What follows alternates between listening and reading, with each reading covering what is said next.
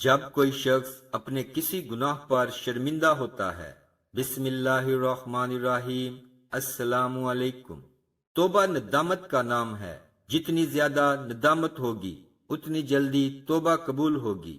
حضرت ابو ہریرہ رضی اللہ عنہ سے روایت ہے کہ سرکار دو عالم صلی اللہ علیہ وآلہ وسلم نے فرمایا، جس کا مفہوم یہ ہے کہ اللہ تعالیٰ کی 100 رحمتیں ہیں، جن میں سے ایک رحمت جنوں، انسانوں، جانوروں اور کیڑوں مکوڑوں کے درمیان اتاری، جس سے یہ آپس میں ایک دوسرے پر مہربانی اور رحم کرتے ہیں۔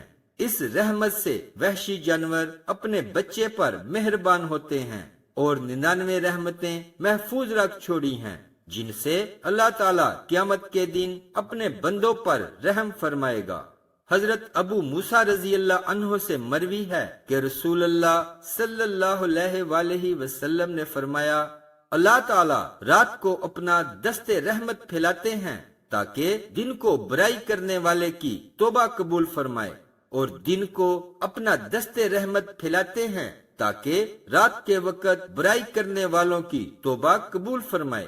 اللہ تعالیٰ ایسا ہی کریں گے یہاں تک کہ سورج مغرب سے طلوع ہوگا۔ حضرت عائشہ رضی اللہ عنہا سے روایت ہے، وہ بیان کرتی ہیں کہ سرکار دو عالم صلی اللہ علیہ وآلہ وسلم نے فرمایا، جب کوئی شخص گناہ کا اعتراف کرتا ہے اور اللہ رب العزت کی رحمت کی جانب رجوع کرتا ہے تو اللہ تعالیٰ اس کی توبہ قبول فرماتا ہے اور اپنی رحمت سے اس کی جانب رجوع فرماتا ہے۔ حضرت ابو ہریرہ رضی اللہ عنہ سے روایت ہے، نبی کریم صلی اللہ علیہ وآلہ وسلم نے فرمایا، اللہ تعالیٰ نے جب مخلوق کو پیدا کیا تو اپنی کتاب میں لکھا، اور وہ نوشتہ اس کے پاس عرش پر رکھا ہوا ہے کہ میری رحمت میرے غصے پر غالب ہو گئی۔ جیسا کہ اللہ کی کتاب قرآن مجید کا آغاز بھی بسم اللہ الرحمن الرحیم سے ہوتا ہے، اس میں اللہ تعالیٰ کی 2 صفات کا ذکر ہے، ایک رحمان، دوسری رحیم۔ گویا اللہ تعالیٰ نے قرآن مجید کے آغاز میں جو تعارف کرایا ہے وہ بہت رحمت والا، نہایت رحم کرنے والا ہے، تاکہ کوئی گنہگار اس سے مایوس ہو کر شیطان کی راہ پر گامزن رہنے پر مجبور نہ ہو۔ وہ گنہگار بندہ اللہ کے عذاب کے ذکر کے باوجود نجات و بخشش کے لیے اسی رحمان و رحیم کی چوکھٹ پر سر جھکائے، کیونکہ وہ رحمان اور رحیم ہے۔